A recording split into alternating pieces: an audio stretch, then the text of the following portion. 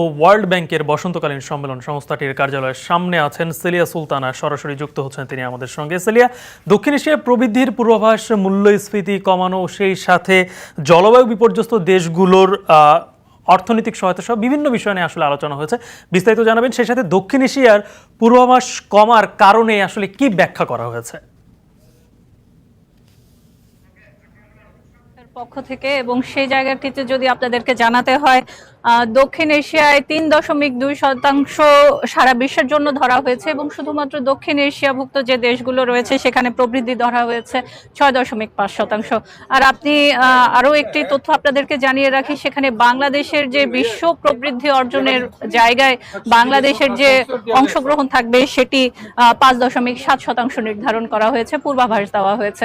এর অন্যতম একটি বিষয় তারা বলছেন যে এই প্রবৃদ্ধি কমে যাওয়ার অন্যতম একটি কারণ মূল্যস্ফীতি এবং বিভিন্ন ধরনের যে বৈশ্বিক ভূরাজনীতি যে ঘটনাগুলো ঘটে যাচ্ছে একের পর এক। ২০২২ সালে আপনারা জানেন যে ফেডারেল থেকে প্রথমবারের মতো ২০১৮ সালের পর কিন্তু আমরা দেখেছি ফেডারেল তাদের নীতি সুদের হার বাড়িয়েছে।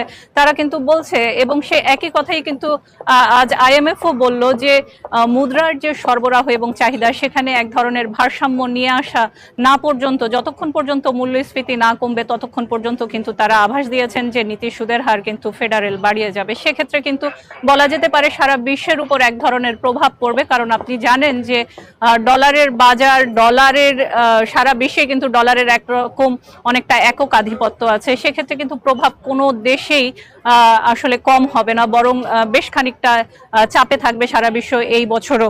সেই জায়গায় যদি আপনাদেরকে জানিয়ে রাখি, তারা বলছে যে শুধুমাত্র ফেডারেল যে নীতি সুদের হার বাড়াবে অথবা মুদ্রানীতি যে কঠোর করবে শুধু তাই নয়, সারা বিশ্বের অন্যান্য যে দেশগুলো রয়েছে তারাও যেন একইভাবে নিজেদেরকে সামাল দিয়ে নেয়। সেখানে তারা বলছেন যে অনেক ক্ষেত্রেই দুর্বল যে প্রতিষ্ঠানগুলো রয়েছে আর্থিক, সেগুলো হয়তো মার্জারে যাবে, অর্থাৎ একীভূত হওয়ার প্রয়োজন হবে। সেই পরিস্থিতিগুলো সামাল দেওয়ার জন্য যেন তারা নিজেদের সক্ষমতা অনুযায়ী তারা সে কাজগুলো করেন। ঠিক একইভাবে অন্য একটি বিষয় যদি আপনাদেরকে জানিয়ে রাখি, যে সারা বিশ্বে ২০২৪ সালে মূল্যস্ফীতি কমার ক্ষেত্রে খুব বেশি ভালো আভাস দিতে না পারলেও কিন্তু এই যে মূল্যস্ফীতি সামাল দেওয়ার জন্য যে সুদের হার বাড়িয়ে কিন্তু তারা বলছেন যে ৪.৫% পর্যন্ত হয়তো সামনের বছর মূল্যস্ফীতি কমে আসতে পারে।